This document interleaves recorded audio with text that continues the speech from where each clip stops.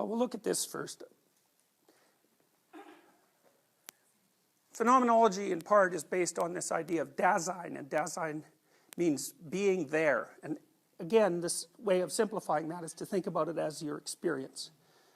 And then this is a map I've made of people's experience, which I think is at least roughly equivalent to the phenomenologist's Dasein, and it has the advantage that I can explain it well, so I'm going to use it. And so the phenomenologists believe that the past and the present and the future are all tangled up together in your current experience, in that, say, everything that you're doing is related to the future, which it of course is, because you're sitting in this class, and that has some consequences for whether or not you graduate, and that has some consequences for your status and your career moving forward, and you're perfectly aware of that, so that you experience the meaning of the lecture, say, in the context of your conceptions of the future. And of course the same thing is true of your experience now because of your past. And so the past and the future in some sense are here now.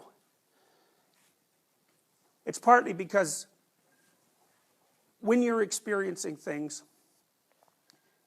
you consider your current situation and you consider where it is that you're headed. And so Dasein also has this element of becoming in it.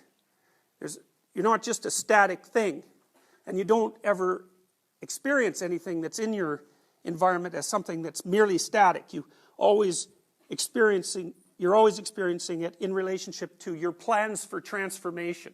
And that might be short term, like maybe you're bored of the class because you need to go get a cup of coffee, and that colors your current experience, or maybe it's long term or it's medium term, it doesn't matter. The point is that your viewpoint of the future conditions your experience in the present. So in some sense the future is already here.